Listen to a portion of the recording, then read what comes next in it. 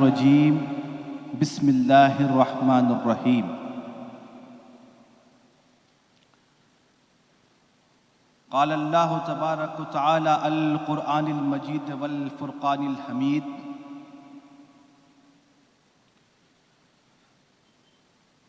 وَتَرَى الشَّمْسَ إِذَا طَلَعَتْ تَزَوَّرُوا عَنْ كَهْفِهِمْ ذَاتَ الْيَمِينِ وَإِذَا غَرَبَتْ تَقْرِضُهُمْ ذَاتَ الشِّمَالِ وَهُمْ فِي فَجْوَةٍ مِّنْهُ ذَلِكَ مِنْ آيَاتِ اللَّهِ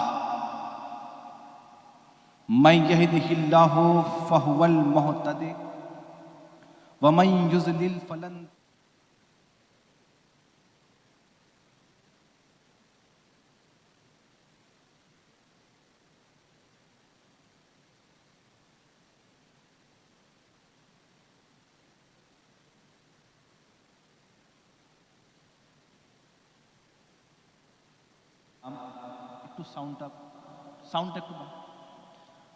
لائق صد احترام حضرت قاضی سلطان العالم صاحب زیب سجادہ آستانہ عالیہ حبیبیہ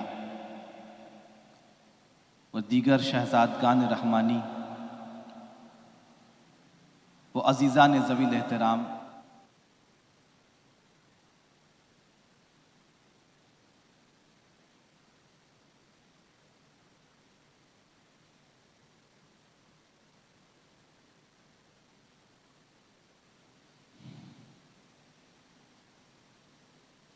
تیرے ہی نام سے ہر ابتدا ہے، تیرے ہی نام سے ہر ابتدا ہے، تیرے ہی نام تک ہر انتہا ہے، تیری حمد و ثنا الحمدللہ کہ تو میرے محمد کا خدا ہے۔ اچھے خوش انجام بحر عشق تدبیر سکون کردم، چه خوش انجام بحر عشق تدبیر سکون کردم، بنام سید کونین آغاز جنوں کردم، بنام سید کونین آغاز جنوں کردم۔ وہ دانائے سبل ختم رسل مولائے کل جس نے، وہ دانائے سبل ختم رسل مولائے کل جس نے، غبار راہ کو بخشا فروغ وادی سینا، نگاہ عشق و مستی میں وہی اول وہی آخر وہی قرآن وہی فرقان وہی یاسین وہی طٰہٰ۔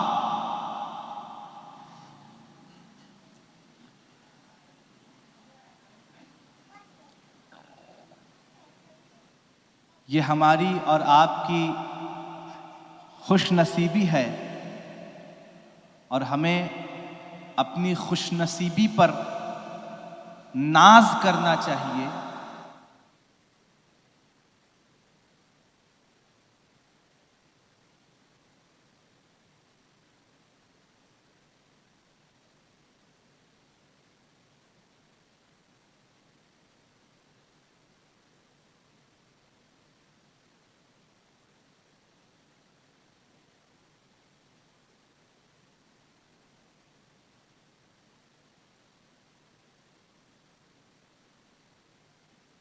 آپ کو اللہ نے اس 54ویں 54th عرس میں شریک ہونے کا موقع عطا فرمایا ہے۔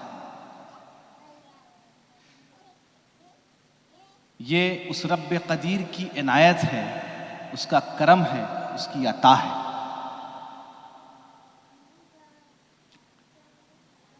چونکہ عرس کا موقع ہے، بات ایسی ہی ہونی چاہیے جو کہ اولیاء کرام سے ریلیٹڈ ہو، یا تصوف سے ریلیٹڈ ہو، یا خانقاہی نظام سے ریلیٹڈ ہو۔ میں نے آپ کے سامنے قرآن پاک کی ایک آیت پڑھی جو کہ سورہ کہف کی آیت نمبر 17 ہے. سورہ کہف آیت نمبر 17، جس میں اللہ تعالیٰ آیت کے آخری حصے میں خود ارشاد فرماتا ہے من یہدہ اللہ فہو المہتدی ومن یضلل فلن تجد لہ ولیا مرشدا. ایک سوال آج خانقاہوں پر، بالخصوص خانقاہوں پر اور پیر صاحبوں پر اٹھایا جاتا ہے کہ یہ لفظ پیر مرشد یہ کہاں سے لے کر کے چلے آئے؟ کیا قرآن حدیث میں ایسا کچھ موجود ہے؟ کچھ لوگ ایسے ہیں کہ جن کو ہر دلیل قرآن و حدیث سے ہی چاہیے. ان کو آپ جتنا بھی سمجھا لیں یہ سمجھنے والے نہیں، ان کو ہر دلیل قرآن و حدیث سے چاہیے. اور سوال یہ ہے کہ آپ ہمارے اوپر سوال یہ اٹھاتا ہے کہ آپ جو لفظ استعمال کرتے ہیں پیر مرشد، کیا یہ لفظ کہیں قرآن میں یا حدیث میں موجود ہے؟ اور ایسے ایسے لوگ سوال کرتے ہیں جو اپنے اپنے وقت کے کوئی حافظ ہیں تو کوئی قاری ہے تو کوئی فلاں ہے تو فلاں ہے فلاں ہے، نہ جانے کیا کیا ہے. بڑے بڑے ٹائٹلز لگے ہوئے ہیں، القاب لگے ہوئے ہیں. اب وہ حضرات سوال کر رہے ہیں. مجھے حیرت یہ ہے کہ حافظ ہونے کے باوجود اس طرح کا سوال کرتے ہیں، کیونکہ اگر تم حافظ ہو تو تمہیں یہ سوال ہی نہیں کرنا چاہیے. لفظ مرشد کا معنی کیا ہے؟ میننگ کیا ہے؟ آپ جب مرشد کا معنی اٹھا کے دیکھیں گے تو مرشد کا معنی آپ کو ملے گا ہدایت دینے والا. ہدایت دینے والا، اللہ کی راہ پہ چلانے والا. وہ خود اللہ نہیں ہے، مرشد خود اللہ نہیں ہے، لیکن اللہ کی ذات کا مظہر ہے، اللہ کی ذات کا آئینہ ہے. میں نے آسان لفظوں میں آپ کو سمجھایا کہ اللہ کی ذات کا آئینہ ہے، خود اللہ نہیں ہے، اللہ کی ذات کا آئینہ ہے جو آپ کو صراط مستقیم پہ اللہ کی راہ پر چلاتا ہے، آپ کو ہدایت دیتا ہے کہ یہ صحیح ہے، یہ غلط ہے، ایسے کرنا ہے، ایسے کرنا ہے.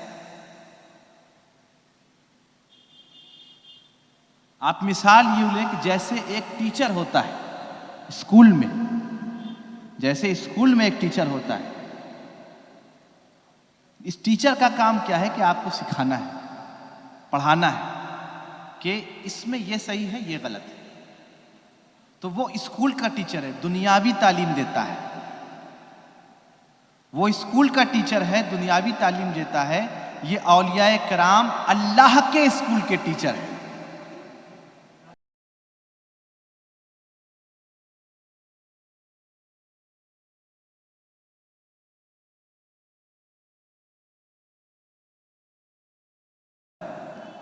کہ جیسے ٹیچر ہوتا ہے اسکول کا، وہ دنیاوی تعلیم دیتا ہے، اور یہ اولیاء کرام وہ ہیں جو اللہ کے اسکول کے ٹیچر ہیں، جو ہمیں اللہ کی راہ پہ چلاتے ہیں. اب آپ دیکھیں کہ میں نے آپ کے سامنے سورہ کہف کی آیت نمبر 17 پڑھی، جس کے آخری حصے میں آپ اگر صحیح سے غور فرمائیں گے تو اللہ رب العزت خود فرماتا ہے وَمَن یضلل فلن تجد لہ ولیا مرشدا. اب جن کے ذہن میں یہ سوال اٹھتا ہے کہ لفظ مرشد، لفظ پیر آپ قرآن و حدیث سے دکھائیں، تو ان کو چاہیے کم سے کم اگر حافظ ہیں، اگر آپ کو قرآن یاد ہے تو خود سورہ کہف کی آیت نمبر 17 اٹھا کر کے پڑھیں. لفظ مرشد خود اللہ نے قرآن میں عطا فرما دیا ہے. میری بات سمجھ میں آ رہی ہے؟ میں نے ابھی بتایا آپ کو نا، فلن تجد لہ ولیا مرشدا. تو لفظ مرشد کہاں سے آیا؟ ہم نے لفظ مرشد اپنی مرضی سے نہیں بنایا ہے، ہم نے اللہ کی کتاب سے لیا ہے. لفظ مرشد ہم نے اپنا من گھڑت میرا نہیں بنایا ہوا، ہم نے اللہ کی کتاب سے لیا ہے۔ اب اس کے معنی کیا ہے؟ اس آیت کے معنی کیا ہے؟ اس آیت کے معنی کہ اللہ رب العزت خود فرما رہا ہے، اللہ رب العزت خود فرما رہا ہے کہ جس کے لیے میں نے ہدایت کا ارادہ کیا، میں نے سوچ لیا، اللہ فرماتا میں نے سوچ لیا کہ جس کو میں ہدایت دوں گا، اس کو صحیح راستے پر میں چلاؤں گا، کیونکہ اللہ تو قادر مطلق ہے نا۔ یہ تو مانتے ہیں ان اللہ علی کل شیء قدیر، اللہ ہر چیز پہ قدرت رکھتا ہے، اس کی مرضی کے بغیر ایک پتا بھی نہیں ہلتا۔ اللہ جب یہ ارادہ کر لیتا ہے کسی شخص کے لیے، کسی آدمی کے لیے کہ میں اس کو ہدایت پر چلاؤں گا، میں اس کو اپنی راہ پہ چلاؤں گا، تو پھر اللہ فرماتا ہے کہ جس کے لیے میں نے ہدایت کا ارادہ کر لیا اس کو میں مرشد عطا کر دیتا ہوں۔ میں نہیں کہہ رہا ہوں، سورہ کہف کی آیت نمبر 17 کہہ رہی ہے کہ جس کے لیے میں نے ہدایت کا ارادہ کر لیا، میں نے قسم کھا لی۔ جب اللہ جس کے لیے قسم کھا لے کہ میں اپنے اس بندے کو ہدایت دوں گا، تو پھر اسے ایک مرشد عطا کر دیتا، جو ولیم مرشدہ ہے، جو میرا دوست ہوگا اس کا مرشد ہوگا۔ صرف یہ نہیں کہا کہ مرشد عطا کر، بلکہ یہ کہتا ہے کہ جو میرا دوست ہوگا اور اس کا مرشد ہوگا۔ ولی کے معنی ہوتے ہیں دوست کے۔ گویا کہ لفظ مرشد ہم نے کہاں سے لیا؟ قرآن سے۔ میرا اپنا بنایا ہوا کسی پیر صاحب کا اپنا بنایا ہوا لفظ نہیں ہے، بلکہ قرآن کا لفظ ہے، لفظ مرشد۔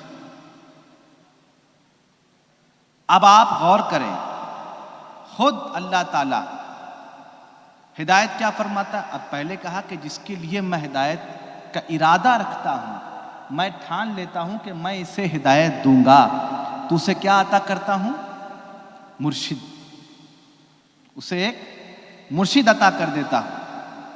ٹھیک، آگے اللہ فرماتا ہے کہ ہدایت کیسے دوں گا؟ اب سوال یہ اٹھتا ہے، مرشد تو عطا کر دیا نا، ہدایت ہوگی کیسے؟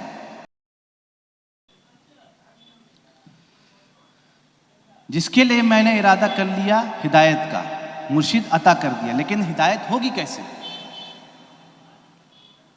ہمیں کیسے سمجھ میں آئے گا؟ مرشد تو عطا ہو گیا، لیکن ہماری ہدایت ہو رہی ہے، یہ کون سمجھائے گا؟ مرشد۔ سمجھائے گا کون؟ مرشد، پیر۔ اس کے لیے اللہ خود سورہ توبہ کی آیت نمبر 119 میں فرماتا ہے، سورہ توبہ آیت نمبر 119، یا ایھا الذین آمنوا اتقوا اللہ وکونوا مع الصادقین، اے ایمان والوں جو سچے ہیں ان کی صحبت اختیار کرو، جو سچے ہیں، جو صدیقین ہیں، سچے ہیں، ان کی صحبت اختیار کرو۔ اب پھر سوال کھڑا ہوتا ہے کہ صدیقین کون ہے؟ ہم کیسے پہچانیں گے؟ یا اللہ یا تو ہمیں وہ آنکھ عطا کر دے جس سے ہم پہچان لیں، ورنہ ان آنکھوں سے تم بہت مشکل ہے کہ کون صدیق ہے ہم پہچان ہی نہیں پائیں گے۔ یہ آنکھیں تو وہ آنکھیں جو گناہگار ہیں۔ اب دیکھیں قرآن پاک میں اللہ نے جب دوسری قوموں کو منتخب کیا ہے،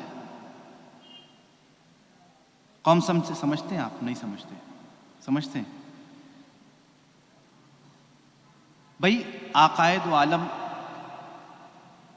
حضور اقدس صلی اللہ تعالی علیہ وسلم سے پہلے بھی تو انبیاء کرام آئے نا، ان کی بھی تو امت ہوئی ہے نا۔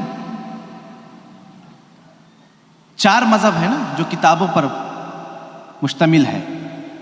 دیکھیے نبی 1,24,000 کم و بیش انبیاء، لیکن رسول صرف 4 ہیں۔ ہر رسول نبی ہے لیکن ہر نبی رسول نہیں سمجھے میری بات نہیں سمجھے. ہر رسول وہ رسول بھی ہے اور نبی بھی ہے، لیکن ہر نبی رسول نہیں. رسول صرف 4 ہیں. کون؟ وہ 4 جن پر کتاب نازل ہوئی. انجیل، توریت، زبور، قرآن. کس پہ نازل ہوئی بتانے کی ضرورت نہیں، آپ جانتے ہیں. ٹائم کم ہے، اتنا بات کرنے کی ضرورت ہی نہیں ہے، آپ جانتے ہیں. 4 کتابیں نازل ہوئی، 4 نبی پہ نازل ہوئی. وہ رسول ہوئے جس پہ نازل ہوئی. اور کتابی امت ہے. جس طرح سے ہماری امت، یہ جس امت میں ہم ہیں، یہ نبی کی امت، یہ کتابی ہے. اسی طرح سے باقی 3 بھی کتابی ہے. لیکن باقی تینوں کو یا اور دیگر انبیاء کرام کی امت کو جب اللہ تعالیٰ ایڈریس کرتا ہے، بنگلہ میں نہیں سمجھا پا رہا ہوں، ایڈریس کرتا ہے، جب بلاتا ہے ان لوگوں کو یا ان سے خطاب کرتا ہے، کوئی چیز کہنا چاہتا ہے، تو دیکھیں گے آپ قرآن پاک میں اللہ تعالیٰ نے جگہ جگہ فرمایا ہے، ان کے ناموں سے ان کو پکارا ہے. دوسرے انبیاء کرام کی جو امت ہوئی ہے، امت کو ان کے ناموں سے پکارا ہے. جیسے یا قوم نوح، یا بنی اسرائیل. یہ لفظ آپ کو قرآن میں اکثر ملے گا، یا بنی اسرائیل، یا بنی اسرائیل، یا قوم نوح. اس طرح کے دوسری قوموں کو ان کے نام سے پکارا ہے، قوم نوح، قوم بنی اسرائیل. لیکن جب اللہ رب العزت نے اپنے حبیب کو نازل فرمایا، اور جب اپنے حبیب کی امت سے خطاب فرماتا ہے، اس امت سے، تو کہتا ہے یا ایھا الذین، اے ایمان والو. دوسرے کو کہتا ہے یا قوم نوح، یا بنی اسرائیل. لیکن محمد کی امت کو کہتا ہے یا ایھا الذین، اے ایمان والو. اچھا، اس پہ ہم بڑا لڑ رہے ہیں. 72 فرقہ ہوگا، 72 فرقہ ہوگا، 73 فرقہ ہوگا، ایک جنت میں جائے گا، باقی سب جہنم میں جائے گا. بڑی اس پہ لڑائی ہو رہی ہے آج کل. بڑے بڑے مطلب چولا ڈالے ہوئے، داڑھی بارش مولوی حضرات بھی جو بڑا لڑتے ہیں اس پر. بھائی لڑائی بعد میں کرنا، لڑائی بعد میں کرنا. پہلے اس بات پہ خوش ہو جاؤ کہ سرکار دو عالم نے فرمایا کہ میری امت میں تم جنتی ہو جہنمی ہو بعد میں لڑ لینا. پہلے اس بات کی خوشی مناؤ کہ تم اتنے پاپی ہو، گناہگار ہو، پھر بھی رسول خدا فرماتے ہیں میری امت. یہ تمہاری خوش قسمتی ہے. تم گناہ کے دلدل میں ڈوبے ہوئے ہو، دھنسے ہوئے ہو، پھر بھی رسول کریم فرماتے ہیں میری امت. یہ قسمت اچھی نہیں تو اور کیا ہے؟ قسمت کی بلندی نہیں تو پھر کیا ہے؟ اچھا، اب جو علماء کرام ہیں جنہوں نے قرآن پاک کی تفسیر لکھی ہے، یا ایھا الذین آمنو، آمنو کے آپ مفسرین کرام نے اس کا 4 حصہ کیا ہے. آمنو، آمنو 4 حرف ہیں. آ، الف کے اوپر مد، آ، پھر میم، پھر نون، پھر واو. آمنو. مفسرین کرام نے اس کا 4 حصہ کیا، اور آمنو کے 4 حرف سے 4 مطلب نکالتے ہیں. پہلا ہے الف کے اوپر مد، آ. آ سے مفسرین کرام نے مراد لیا ہے اللہ پر ایمان رکھنے والا. آ سے مراد کیا لیا؟ اللہ پر ایمان رکھنے والا. پھر ہے میم. میم سے اخذ کیا محمد کو ماننے والا، ان پر ایمان رکھنے والا. ٹھیک. پھر اس کے بعد ہے نون. نون سے اخذ کیا تمام نبیوں پر ایمان رکھنے والا. پھر آخری اس میں حرف ہے واو، واو سے عکس کیا ولایت کے تمام ولیوں کو ماننے والا۔ تو یا ایھا الذین آمنوا، اے ایمان والو، تو ایمان والا ہونے کی بھی شرط 4 ہے۔ اس شرط میں چوتھی اور آخری شرط کیا ہے؟ ولایت کے تمام ولیوں کو ماننے والا، ورنہ تم ایمان والے نہیں ہو سکتے۔ کہاں جاؤ گے؟ جاؤ ڈھونڈتے پھرو۔ پھر میں نے نہیں نکالا، جنہوں نے قرآن شریف کی تفسیر لکھی ہے ان علماؤں نے اس کا مطلب نکالا ہے۔ اچھا، میں یہ بھی عرض کر دوں کہ ان علماؤں میں صرف ایسے نہیں ہیں جو ہمارے ہوں، یعنی تصوف کے لائن کی ہوں، جو اینٹی تصوف ہے ان علماؤں نے بھی اس کا یہی مطلب نکالا ہے کہ ولایت کے تمام ولیوں کو ماننے والا۔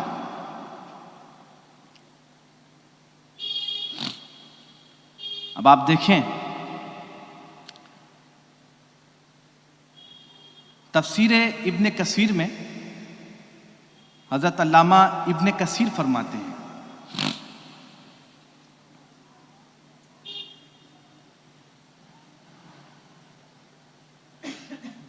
اب یہ قرآن پاک کی آیت ہے، میں آیت پڑھ دوں۔ اچھا، آیت نہیں پڑھوں گا چونکہ وقت نہیں ہے، اس کے معنی میں آ جاتا ہوں۔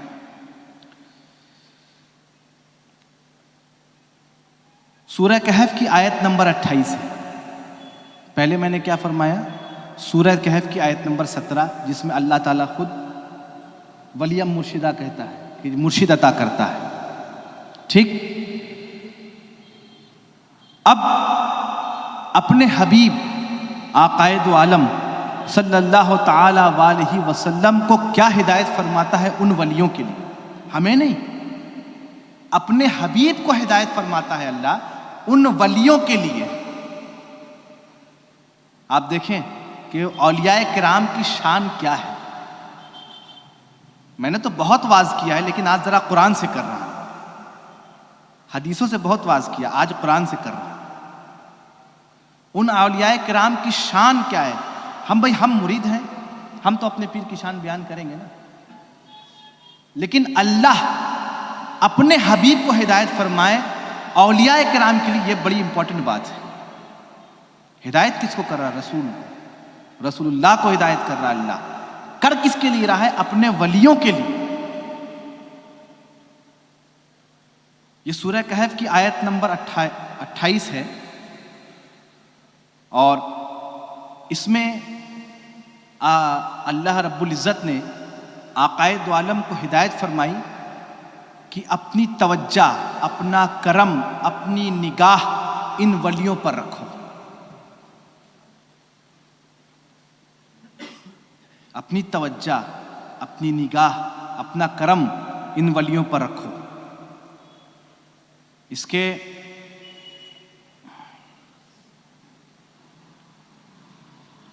معنی میں آپ کو بتاؤں، ذرا سا اس میں گڑبڑا ہو رہا ہے۔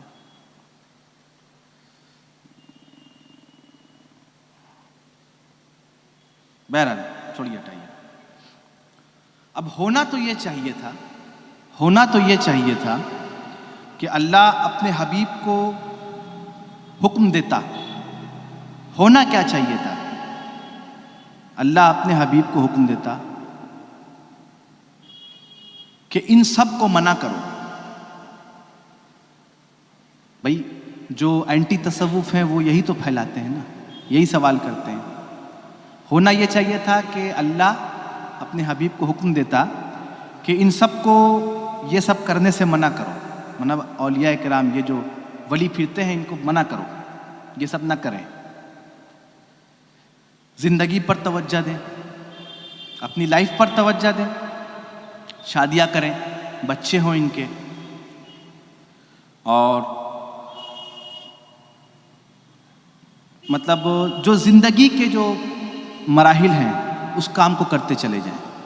ہونا یہ چاہیے تھا، لیکن کیا صوفیاء کرام نے شادیاں نہیں کی ہے نا؟ اولیاء کرام نے بھی تو شادیاں کی ہیں، ان کی اولاد بھی ہوئی،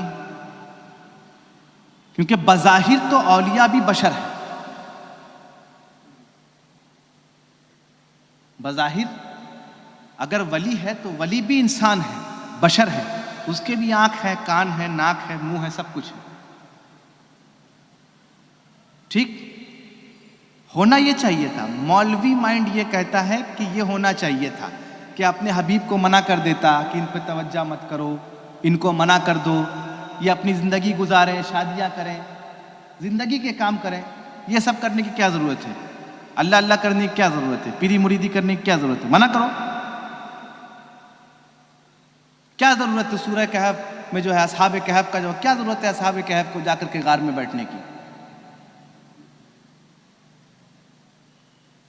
اور کیا ضرورت تھی خود آقائے دو عالم کو کہ جب وحی نازل نہیں ہوئی تھی اس سے پہلے غار حرا میں جا کر کے بیٹھنے کی؟ سوال یہ بھی تو اٹھتا ہے نا کہ پہلی وحی نازل ہوتی ہے جب آقائے دو عالم کی عمر 40 برس ہے. اقرا بسم ربک الذی خلق، اے حبیب پڑھ اپنے رب کے نام سے، اقرا بسم ربک الذی خلق.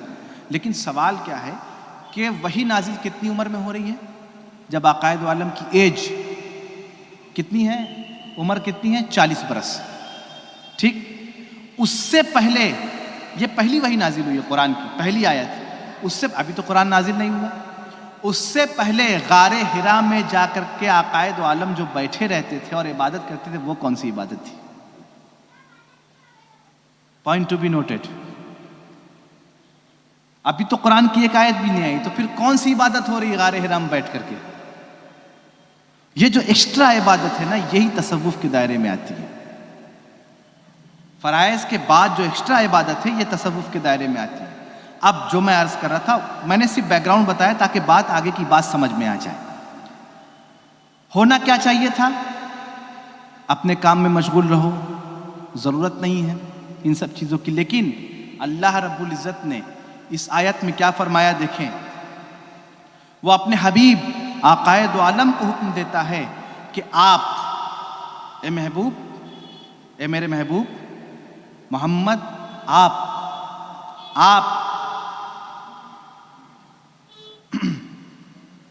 اپنی نگاہ رحمت کی نگاہ، وما ارسلناک الا رحمۃ للعالمین، محمد کی ذات تو رحمت للعالمین ہے نا، اس لیے اپنی نگاہ رحمت ان پر جمائے رکھیں. یہ جو میرے ولی ہیں اپنی نگاہ رحمت کس پر جمائے رکھیں؟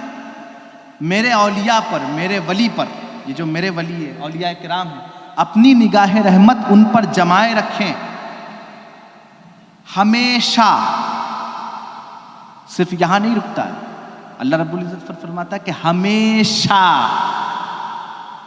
ہمیشہ کے معنی از ازل تا ابد، ہمیشہ. جب سے امت شروع ہوئی تب سے لے کے تا قیامت. صرف سرکار دو عالم ظاہری حیات طیبہ میں تب تک نہیں، ہمیشہ. اے محبوب آپ اپنی نگاہ رحمت ان پر جمائے رکھیں ہمیشہ. صرف اس وقت نہیں، قیامت تک آنے والے تمام صوفیاء پر اپنی نگاہ رحمت جمائے رکھیں. یہ صوفیاء کرام کی شان ہے. قرآن پاک سے میں کہہ رہا ہوں، میں نے شان نہیں بڑھائی ہے، اللہ نے خود اپنے ولیوں کی شان بڑھا کر کے رکھی ہے. ہم کون ہوتے ہیں بڑھانے والے؟ اللہ نے خود بڑھا کے رکھی ہے، ہم بس اس پر عمل کر رہے ہیں. ہم بڑھا نہیں رہے ہیں، اللہ نے بڑھا کر کے رکھی ہے، ہم بس اس پہ عمل کر رہے ہیں. اب ان ولیوں کی شان یہ تو قرآن سے تھا نا. اب قیامت کے روز کتنا میں ختم کرنا ہے؟ کوٹا سے اسکول میں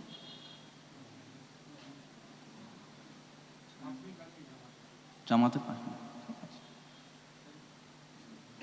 না হলে একটু মাইক বন্ধ করে দেবো, 10 মিনিট এমনি হয়ে যাবে, তারপরে আমরা এখানে নামাজ পড়ে নেব. اب یہ جو میں نے عرض کیا یہ قرآن سے تھا، ٹھیک؟ سمجھ میں آ گئی بات؟ وہ اولیاء کرام کی شان آپ کو سمجھ میں آ گئی؟ چونکہ عرس کا موقع اس لیے بات اولیاء کرام پہ کر رہا ہوں. چونکہ عرس کا موقع ہے اس لیے بات کی بولو বাইরেটা না হ্যাঁ হ্যাঁ ঠিক বাইরেটা বন্ধ বক্সের আওয়াজ যাবে না وہ বাইরেটা বন্ধ করে দিচ্ছি اب میں نے جیسا کہا کہ اولیاء کرام کی شان یہ قرآن سے ہے ٹھیک اب یہی اللہ رب العزت ہے جو اولیاء کرام کو قیامت کے روز کون سی شان عطا کرے گا یہ تو ازل تابت کی بات ہو گئی جب سے امت شروع ہوئی تب سے لے کر کے بروز حشر تک یہ شان باقی رہے گی کوئی اس کو کم جب اللہ نے بڑھا دیا تو پھر کسی بشر کی اتنی مجال نہیں کہ وہ گھٹا دے لیکن یہ بروز حشر تک کی بات ہے اب بروز حشر کیا ہوگا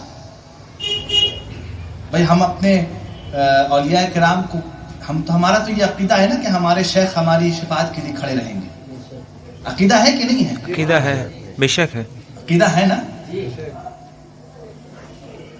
شیخ ڈائریکٹ شفاعت نہیں کرائیں گے یہ آپ سن لیجیے شفاعت کا بھی ایک طریقہ ہے بے طریقہ بات نہیں ہوتی وہ شیخ سے شیخ کے پاس جائے گا پھر شیخ سے شیخ کے پاس جائے گا پھر شیخ سے شیخ کے پاس جائے گا اسی طرح سے کرتے کرتے مولا علی مرتضیٰ کے ہاتھ میں جائے گا پھر نبی کریم کے ہاتھ میں جائے گا پھر جا کے شفاعت ہوگا سبحان اللہ سبحان اللہ ہر چیز کا ایک طریقہ ہوتا ہے یہ طریقہ ہے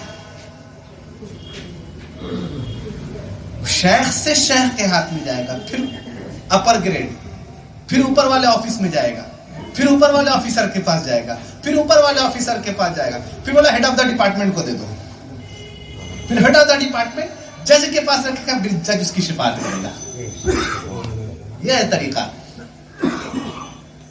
یہ وکیل ہوں گے یہ ایڈوکیٹ ہوں گے یہ ایڈوکیٹ ہوں گے اور محمد رسول اللہ مجسٹریٹ ہوں گے سبحان اللہ سبحان اللہ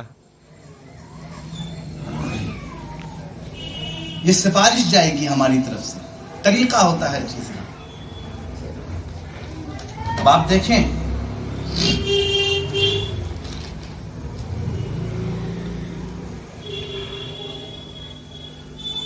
کہ جو ولی ہے یہ جو مرشد ہے اسے حضرت عبداللہ ابن عباس رضی اللہ تعالیٰ عنہ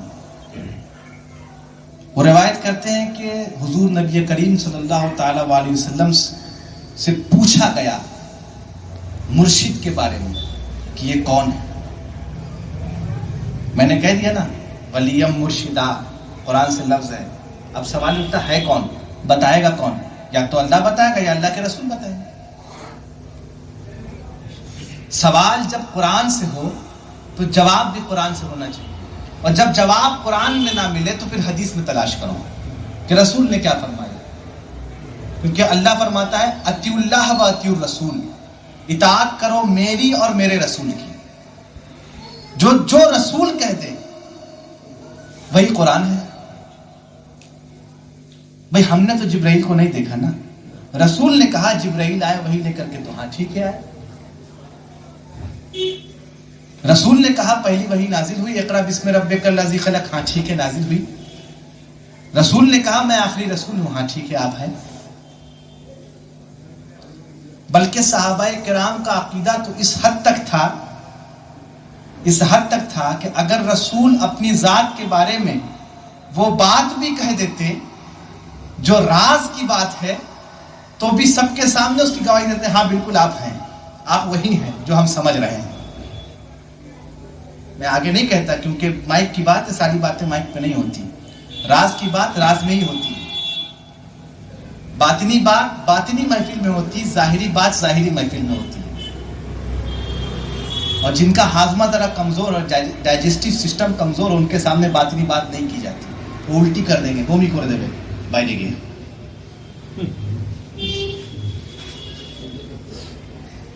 সহ্য করতে পারবে না تو حضرت عبداللہ ابن عباس فرماتے ہیں کہ عقائد عالم سے پوچھا گیا ان ولیوں کے اس آیت کی تفسیر کے بعد متعلق تو آپ نے جواب دیا عقائد عالم کا جواب دیکھیے وہ لوگ آقا دو عالم نے جواب دیا یہ ولی مرشدہ. جواب کیا ہے؟ پہچان وہ لوگ ہیں. یہ آیت ان لوگوں کے لیے نازل ہوئی ہے، وہی ولی مرشدہ ہے، وہی لوگ مرشد ہیں، وہی لوگ. آقا دو عالم کے زبان مبارک سے نکلا ہوا لفظ بڑا معنی رکھتا ہے. وہی لوگ مرشد ہیں کہ جن کو دیکھنے سے اللہ یاد آ جائے. سبحان اللہ. یہ جو ہم کہتے ہیں نا کہ پیر ایسا ہونا چاہیے کہ جس کے چہرے کو تکو تو اللہ یاد آ جائے، جس کے چہرے کو دیکھو تو پھر اللہ یاد آ جائے. پیر ایسا ہونا چاہیے. تو یہ ہم نہیں کہتے ہیں، یہ حدیث شریف کے الفاظ ہیں، یہ عقائد و عالم کے الفاظ ہیں کہ ولی مرشدہ، وہ ولی اور مرشد وہ ہے کہ جسے دیکھ کے اللہ یاد آ جائے، جسے دیکھو تو اللہ یاد آ جائے. اب چونکہ ویڈیو بھی ہو رہا ہے، بہت حد تک لوگ اس کو دیکھیں گے، سنیں گے، تو ضرورت ہے کہ پھر دلیل بھی دے دی جائے. بات ہوا میں نہیں ہونی چاہیے، ہوائی فائرنگ نہیں ہونی چاہیے، وتھ ریفرنس بات ہونی چاہیے. اب دلیل اس کی کیا ہے؟ سنن الکبریٰ، السنن الکبریٰ ہے، جلد کھنڈو جس کو آپ بنگلہ میں کہتے ہیں کھنڈو، والیم، جلد اس کی 6 ہے، پیج نمبر 362 ہے، حدیث نمبر ہے 11235. اس کے علاوہ یہی حدیث ہے کتاب الزہد، امام ابن مبارک کی کتاب الزہد، جلد کھنڈو 1، پیج نمبر 72، حدیث نمبر 217. اس کے علاوہ الاحادیث المختخرہ از امام مقدسی کی، اس کی جلد ہے 10، پیج نمبر ہے 108 اور حدیث نمبر ہے 105. اس کے بعد کتاب پھر دلیل لیجئے، نوادر الاصول فی معرفت احادیث الرسول، امام حاکم ترمذی رحمۃ اللہ تعالی علیہ کی، اس کی جلد ہے 2، کھنڈو 2، سیکنڈ والیوم، اور اس کا پیج نمبر ہے 39. اس کے علاوہ امام ہیشمی رحمۃ اللہ علیہ کی مجمع الزوائد، جلد 10 اور اس کا پیج نمبر ہے 78. اتنی جگہ یہ حدیثیں موجود ہیں. کوئی ہوائی فائرنگ نہیں، بالکل دلیل سے بات کر رہا ہوں. اس کے علاوہ پھر وہ حضرت عبداللہ ابن عباس تھے، حضور کے چچا حضرت عباس کے بیٹے عبداللہ نام سے کنفیوز مت ہوئی. عبداللہ صحابہ کرام میں اور صحابہ کرام کی اولادوں میں کافی لوگوں کا نام عبداللہ رکھا ہے عقائد عالم، کیونکہ عقائد عالم کو 2 نام بہت پسند تھے. آپ نے جب بھی صحابہ کرام کے ہاں بچوں کی ولادت ہوتی تھی اور آپ بچے لے کر کے آتے تو اکثر آپ 2 ہی نام رکھتے تھے، بڑا پسند آپ کو، عبداللہ عبید اللہ. عبداللہ اور عبید اللہ یہ 2 نام عقائد عالم کو بہت پسند تھے. آپ نے اکثر بچوں کا نام عبداللہ رکھا ہے. ایک آپ کے چچا حضرت عباس کے بیٹے ہیں جو صحابی رسول بھی ہیں، عبداللہ ابن عباس.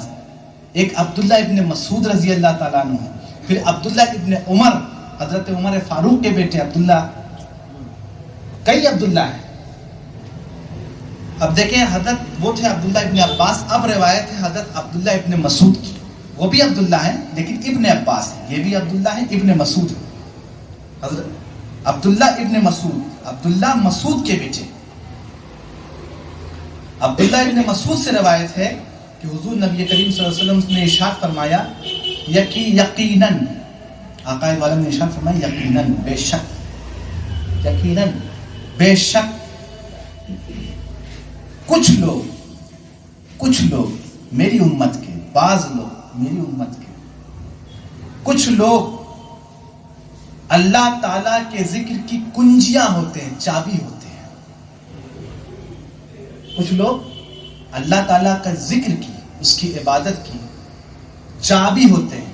بغیر چابی کے تالا کھلتا ہے؟ نہیں نا، بغیر چابی کے تو تالا نہیں کھلتا. تو دل کیسے کھلے گا؟ دل کی چابی کیا ہے؟ دل ہے کیا؟ دل اللہ رب العزت کا تخت ہے، اللہ رب العزت کی گدی ہے، اس پہ اللہ بیٹھتا ہے. اللہ جو ہے، دل جو ہے، یہ اللہ رب العزت کا تخت ہے. اس کا سنگھاسن ہے, اس کی گدی ہے. تو دل کھولنا کیا چاہیے کسی چیز کو کھولنے کے لیے؟ تالے کو کھولنے کے لیے چابی. آقا دو عالم کیا فرماتے ہیں؟ یقیناً کچھ لوگ ایسے ہیں جو اللہ کے ذکر کی کنجیاں, کنجی مطلب چابی, یہ فارسی لفظ ہے کنجی, کنجیاں ہوتے ہیں کہ انہیں یہ ایسے لوگ ہیں کہ جنہیں دیکھ کر اللہ یاد آ جاتا ہے. وہی حدیث ہے, اس میں صرف لفظ ہے کہ جنہیں دیکھ کے اللہ یاد آ جائے. اس میں لفظ میں اضافہ ہے کہ وہ کنجیاں بھی ہوتے ہیں کہ اللہ بھی یاد آتا ہے اور دل کے تالے بھی کھلتے ہیں. جن کو دیکھ لو تو اللہ بھی یاد آتا ہے اور دل کے تالے بھی کھلتے ہیں. اب یہ حدیث کہاں ہے؟ امام طبرانی کی المعجم الکبیر. امام طبرانی رحمۃ اللہ علیہ کی المعجم الکبیر ہے, جلد کھنڈو اس کا 10 ہے, پیج نمبر 205 ہے, حدیث نمبر 10,476 ہے, 10476. اس کے علاوہ امام بہقی رحمۃ اللہ علیہ کی شعیب الایمان جلد 1 پیج نمبر 455 455 اور حدیث نمبر ہے 499 499. وتھ دلیل بات کر رہا ہوں, ریفرنس کے ساتھ. مجھے پتہ نہیں آپ لوگوں کو میری بات سمجھ میں آ رہی کہ نہیں. اولیاء کرام کی شان بیان کر رہا ہوں قرآن سے, اور قرآن کی اس آیت کی تفسیر میں آقا دو عالم نے کیا فرمایا یہ دیکھو.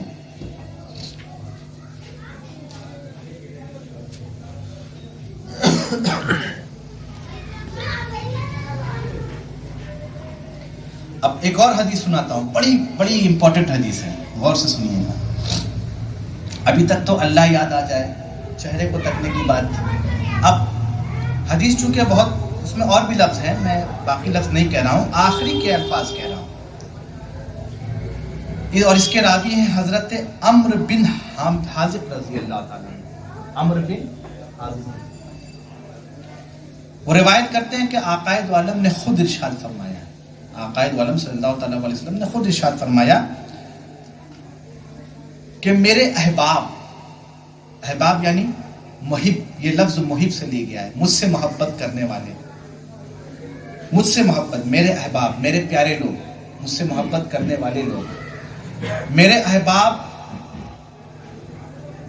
اور اولیاء, میں جن سے محبت کروں. احباب کے دونوں معنی, جو مجھ سے محبت کرے اور جن سے میں بھی محبت کروں. میرے احباب اور اولیاء وہ لوگ ہیں.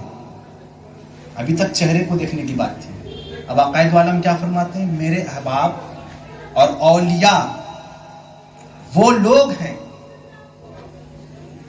کہ میرے ذکر سے, جب میرا ذکر کرو, سرکار دو عالم فرماتے ہیں میرے ذکر سے ان کی یاد آ جاتی ہے. غور کیجئے گا میری بات, میرے ذکر سے ان کی یاد آ جاتی ہے اور ان کے ذکر سے میری یاد آ جاتی ہے. سبحان اللہ.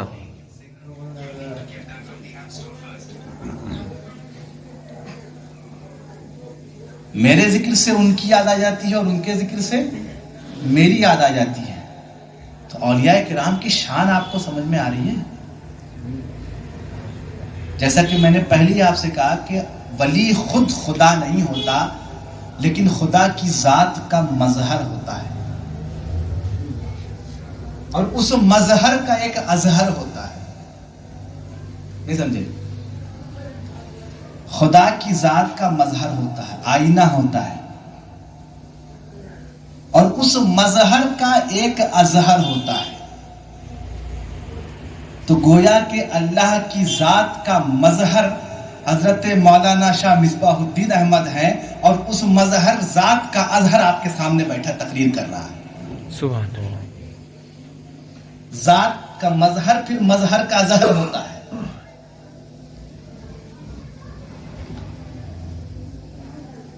اس کا مطلب, اس حدیث کا مطلب آپ سمجھیں کہ میرے ذکر سے ان کی یاد آتی, ان کے ذکر سے میری یاد آتی. آسان لفظوں میں اگر آپ کو سمجھاؤں کہ میرا ذکر, آقا دو عالم فرماتے ہیں کہ اس کا مطلب یہ نکلتا کہ میرا ذکر میرے اولیاء کا ذکر ہے, اور میرے اولیاء کا ذکر میرا ذکر ہے. اور اس کو امام دیلمی رحمت اللہ علیہ اپنی مسندُ الفردوس میں لے کر کے آئے ہیں، جس کی جلد 5 ہے، صفحہ 152 ہے، پیج نمبر 152، اور حدیث نمبر 7789 ہے، 7789۔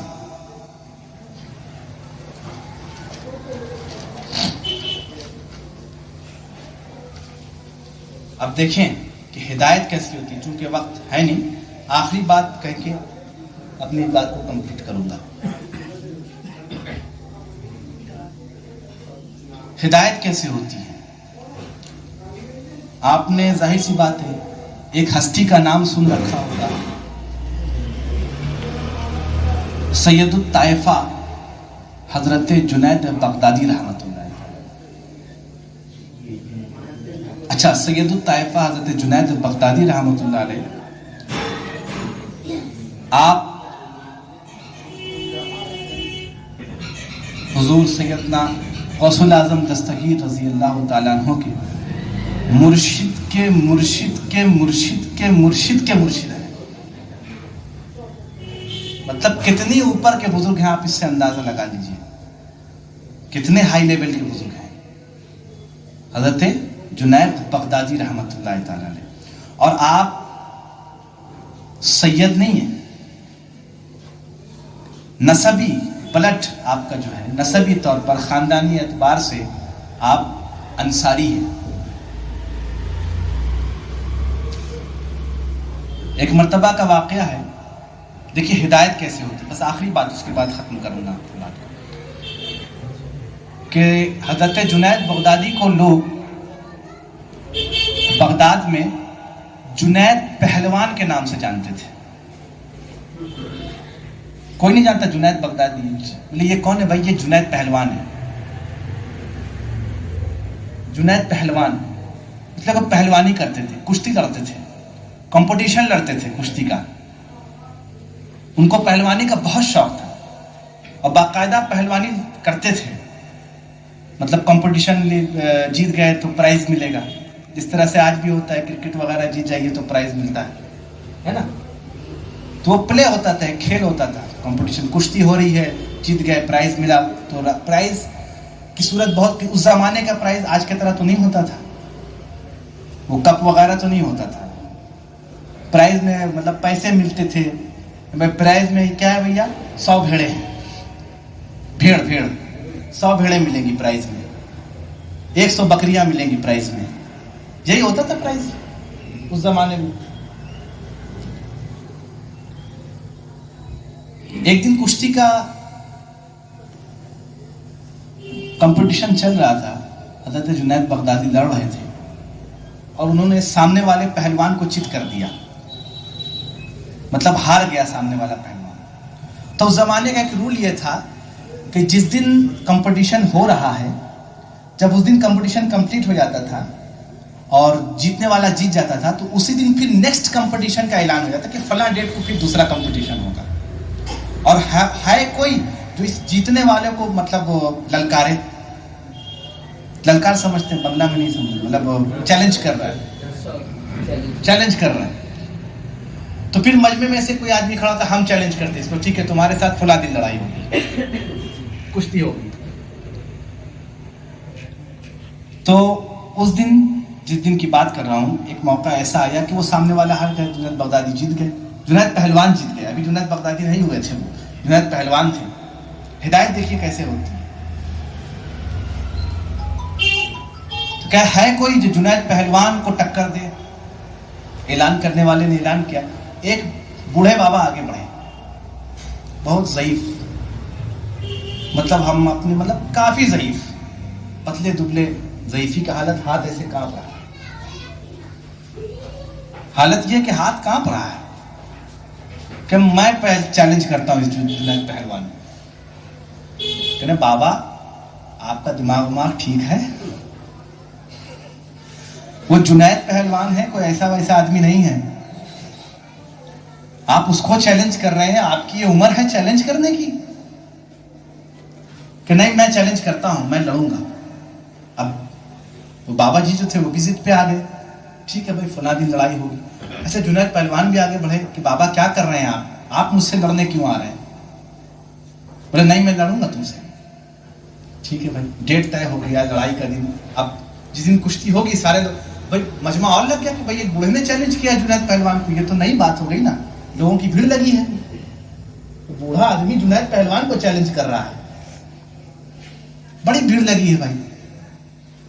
تو ایک اور قاعدہ تھا, وہ ابھی بھی ہے. کشتی کا مقابلہ آپ دیکھیں گے کہ جب کشتی ہوتی تو دونوں لوگ جو ہوتے ہیں ہم نے وہ شیک ہینڈ کرتے ہیں, مصافحہ کرتے ہیں, ہاتھ ایک ہاتھ ایسے ملاتے ہیں, دونوں ہاتھ نہیں, ایک ہاتھ ایسے ملاتے ہیں یا پھر دونوں ہاتھ اس طرح سے ملاتے ہیں. یہ ایک طریقہ ہے آج بھی. تو جب ایسے ہاتھ ملائے نا بوڑھے بابا نے, تو آہستہ سے کان میں کہا کہ جنید میں سید ہوں, میں نسبی طور پر سید ہوں, اور پورا ایک کنبہ ہے,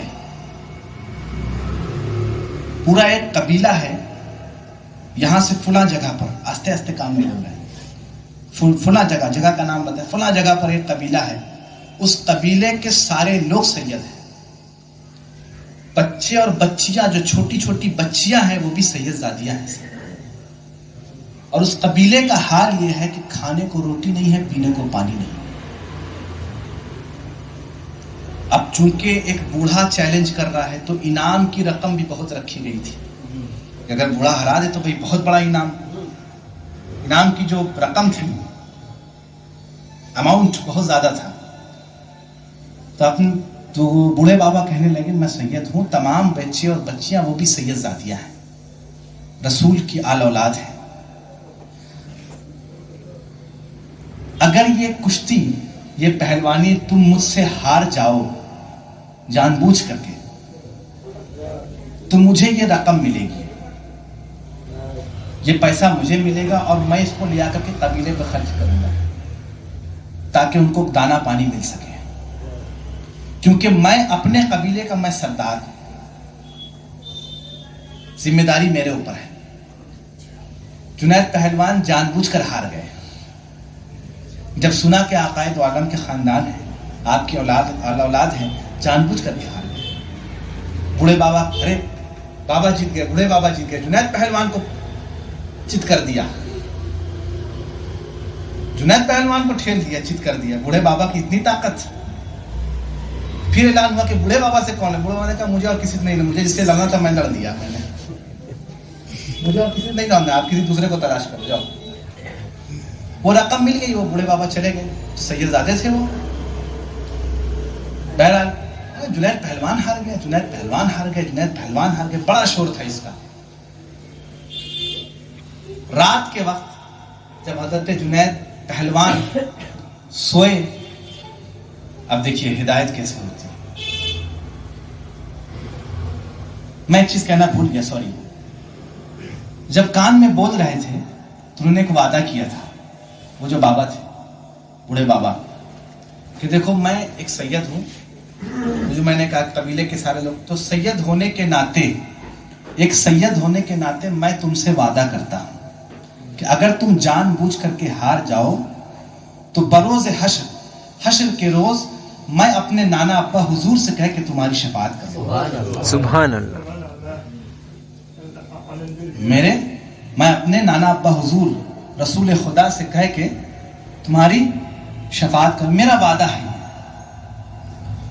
جب رات میں سوئے, عقائد عالم خواب میں تشریف لائے. یعنی جنید اٹھو, خواب میں کہہ رہے ہیں جنید اٹھو, وہ جو تم سے کہہ کے گیا ہے نا اس نے سچ کہا ہے, وہ میرا ہی بچہ ہے, یعنی میرا خاندان ہے, سید ہے, اور وہ قبیلہ بھی پورا سید زادوں کا قبیلہ ہے, بچے اور بچیاں بھی سید زادیاں ہیں. اس نے تم سے سچ کہا ہے, اس نے تم سے وعدہ کیا ہے بروز حشر تمہاری شفاعت کرائے گا مجھ سے کہہ کے. اس کا وعدہ کبھی خالی نہیں جائے گا. اس نے بروز حشر کا وعدہ کیا ہے, میں ابھی تم سے وعدہ کرتا ہوں تیری شفاعت میں کروں گا. سبحان اللہ. میں ابھی تجھ سے وعدہ کرتا ہوں تیری شفاعت میں کروں گا, میں خود تجھ سے وعدہ کرتا ہوں. لیکن تو جو کر رہا ہے, जुनैद तुम जो कर रहे हो, मैंने तुम्हें इस काम के लिए नहीं चुना है। जब पहलवानी कर रहे हो ना, पहलवानी के लिए नहीं चुना है, तुमको मैंने अपने लिए सिलेक्ट किया है। क्या फरमाया कायद वाले ने? तुमको मैंने अपने लिए सिलेक्ट किया है। तुमको তোমাকে আমি যাচাই করে নিয়েছি নিজের জন্য। तुमको मैंने अपने लिए सिलेक्ट किया है। तुम मेरा काम करोगे, पहलवानी के लिए तुमको नहीं हमने चुना है, तुमको चुना है तुम मेरा काम करोगे। ये हिदायत। उसके बाद जुनैद पहलवान नींद से उठे और तमाम पहलवानी और ये सारी चीजों को तर्क किया और अल्लाह अल्लाह में लग गए। उनको बातें समझ में आएगी कि सरकार दो आलम फरमा क्या रहे थे कि तुमको मैंने अपने लिए सेलेक्ट किया है, इसकी वजह क्या है। तो वो जुनैद पहलवान बाद में हज़रत जुनैद बगदादी के नाम से मशहूर। ये वही जुनैद पहलवान है। ये देखिए हिदायत ऐसी होती है। हिदायत किस तरह से होती है? हिदायत ऐसी होती है। मैंने इससे पहले आपको ख्वाजा बायजीद बुस्तामी का वाकया सुनाया है, कई एक वाकया सुनाया है। चूंकि वक्त की किल्लत है, एक बात अर्ज करूंगा कि आप लोग खानकाह में आते हैं तो खानकाह के कुछ तौर तरीके, कुछ उसूल होते हैं, उसको भी जानना। मैं ये नहीं कहता कि लोग नहीं जानते, कुछ लोग जानते हैं लेकिन कुछ लोग नहीं जानते, और कुछ लोग जान करके अनजान बने रहने का ढोंग करते हैं।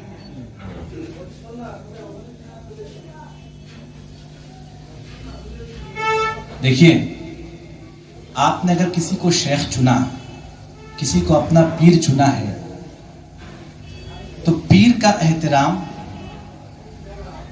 होना चाहिए। होना चाहिए कि नहीं? पीर के बाद किसका एहतराम होना चाहिए? नहीं। पीर के बाद सबसे पहला एहतराम उनकी वाइफ का होना चाहिए। शेख के बाद, अगर पीर है, शेख है, तो उसके बाद सबसे पहला एहतराम पीर माँ का होना चाहिए, फिर औलाद का होना चाहिए। मेरी बात नहीं समझ में आ रही शायद आप लोगों को। मैं क्यों ये बात कह रहा हूं, शायद ये भी नहीं बात समझ में आ रही आपको।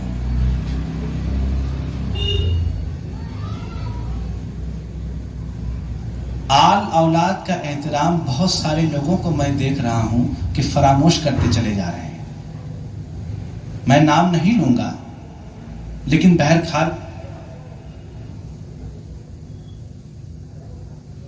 इसको फरामोश नहीं करना है। अगर कोई ये सोचता है कि बस पीर तक ही सब कुछ है, आल औलाद बस है, ठीक है, आल औलाद रहने दो, कोई बात नहीं, हुजूर आल औलाद था, ऐसा नहीं चलेगा। अगर ये बात है तो सबसे पहले अल्लाहुम्मा सल्ली अला मुहम्मदिन व अला आलि मुहम्मदिन काट दो। अगर आल का एहतराम नहीं करना जानते और नहीं करना चाहते दिल से, तो सबसे पहले व आला आले मोहम्मदिन काट दो। देखें तुम्हारी नमाज मुकम्मल होती है नहीं, तुम्हारा दुरूद मुकम्मल होता है या नहीं, करके दिखाओ जरा, हम भी देखें। खानकाही निज़ाम, खानकाही तौर तरीका, इसको अपनाएं और जो उसूल है, उसूल व ज़वाब्त के अंदर चलें। शेख ठीक है, हो सकता है कि मेरी किसी बात पे शेख की औलाद से ना इत्तफाक़ी हो जाए, मिजाज नहीं मिले, कोई बात नहीं। इसका मतलब ये तो नहीं कि हम उनकी तज़लील करें। आप सिमा में बैठते हैं, सिमा में बैठते हैं ना, कवाली में बैठते हैं, आप लोगों ने कभी इस बात पे आज तक गौर किया कि पैसा जो आप बढ़ाते हैं सिमा में, जो रकम बढ़ाते हैं, वो तो आप डायरेक्ट जाकर के कव्वाल के हारमोनियम पर भी रख सकते हैं। रख सकते हैं कि नहीं रख सकते हैं, ये बताइए, है ना? तो जो मसनद नशी होता है, जो मसनद पर बैठा होता है, उसके हाथ पर क्यों दिया जाता है? کسی کے پاس اس کا جواب ہے؟ آپ لوگوں نے کبھی اس بات پہ ذرا سا بھی غور کیا ہے؟ کیوں ہاتھ پہ پیسہ دیا جاتا ہے؟ مسند نشی کے ہاتھ پہ کیوں بڑھاتے ہیں پیسہ؟ وہ بھائی اٹھو جاؤ قوال کو دے دو ڈائریکٹ. تمہیں کس نے منع کیا؟ ہاں منع کیا ہے. ہر چیز کا ایک اصول ہوتا ہے، ایک قاعدہ ہوتا ہے. مسند نشی کے ہاتھ پر جب ہم دیتے ہیں تو وہ پیسہ ہوتا ہے. بات سمجھیں گے؟ مسند نشی جو ہے، جو گدی پر بیٹھا ہے، اس کے ہاتھ پر جب ہم دیتے ہیں تو وہ پیسہ ہوتا ہے. جس وقت اس نے ہاتھ لگا دیا وہ قوال کے لیے عنایت ہوتی ہے. اس لیے ہاتھ دیا جاتا ہے، ہاتھ پر دیا جاتا ہے تاکہ مسند نشی جو ہے وہ اس پہ ہاتھ لگا دے تاکہ اس میں اور برکتیں نازل ہو جائے، اور برکت ہو، اور بڑھوتی ہو اس میں.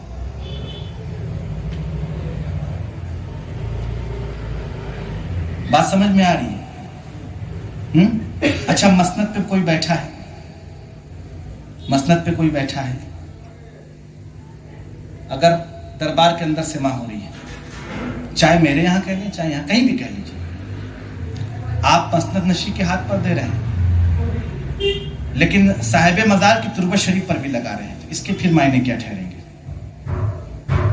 بتائیے.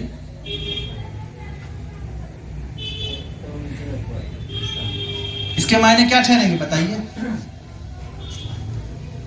کہ آپ مسند نشی کو مسند نشی نہیں مانتے.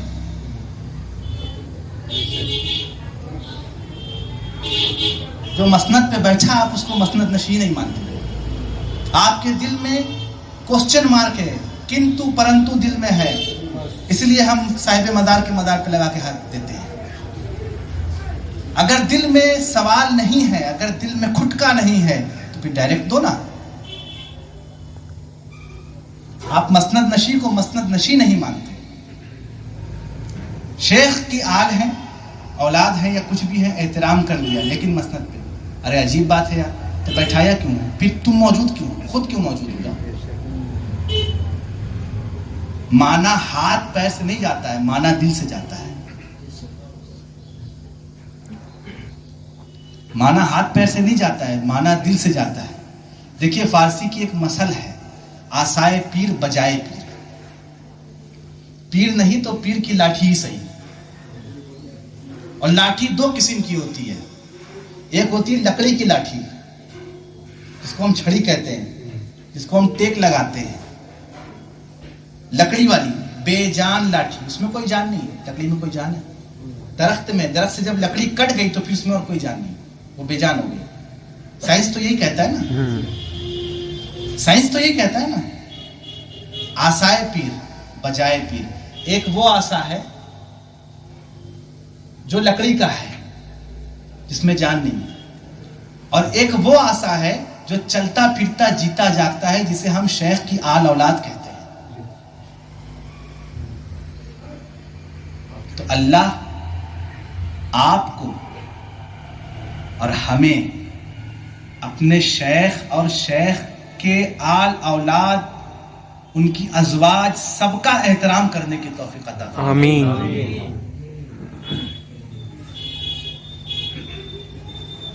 اور کیونکہ وقت ہے نہیں، 8:15 پھر عشاء کی نماز ہے، اپنی بات کو یہیں پر ختم کرتا ہوں اس سال کے لیے. انشاءاللہ زندگی رہی تو آئندہ سال پھر آپ کے سامنے یہیں پر حاضر ہو جاؤں گا. باقی اللہ توفیق عطا فرمائے. وما علینا الا البلاغ المبین. السلام علیکم ورحمۃ اللہ وبرکاتہ. وعلیکم السلام.